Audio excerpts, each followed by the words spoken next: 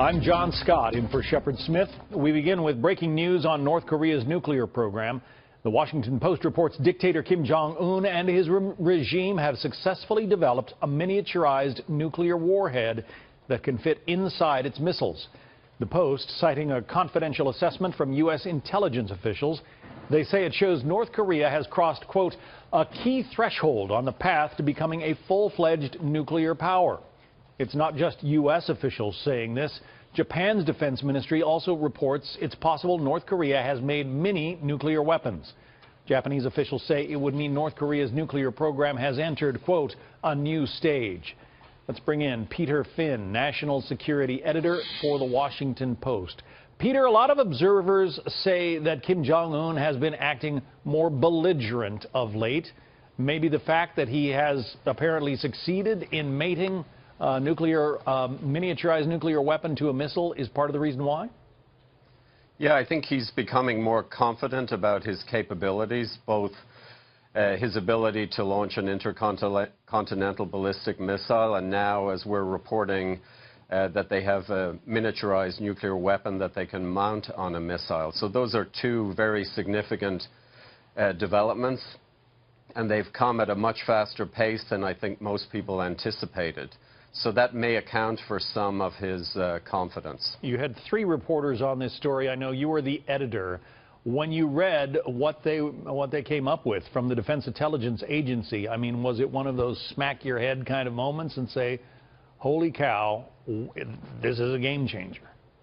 Yeah, I mean, it's a startling, ominous development. And I think it reduces the time frame for the leadership of the United States, Japan, South Korea, Russia, and China to deal with this. They may have thought they had more time to move towards some multilateral talks, other things, but it seems like we're working at a much faster pace here than perhaps we had thought. Well, the UN just passed a $1 billion sanction program against the North. Is anyone thinking that's going to be enough to prevent them from, mating these missiles to the miniaturized weapons? North Korea has survived sanctions time and again. These sanctions are a significant diplomatic achievement. Whether they will bring them to the table is debatable. I think the role of China remains crucial. And, there are many more things that could be done, some of them crippling, but then that escalates the danger of North Korea taking steps that might lead to conflict. What about Iran? We know that Iran and North Korea are very tightly meshed. Is it possible that the Iranians have been involved in helping them with this program, or at least in their ICBM program? I'm unaware of that. I mean, they have clearly developed some indigenous ability to build missiles and to mount weapons on them now.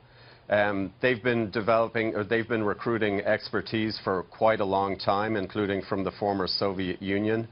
But I think a lot of people now believe that they have their own capability, that they are much less dependent on outsiders than they were in the past. So that makes them a legitimate threat. They've already proven that they have an ICBM with range, with the capability of hitting, the west coast of the United States. All of a sudden, you put a miniaturized nuke on top of that, you have a significant threat. Yes, they are on the threshold of becoming a full-fledged nuclear power. That's where we're at. The president has said that would be unacceptable to him.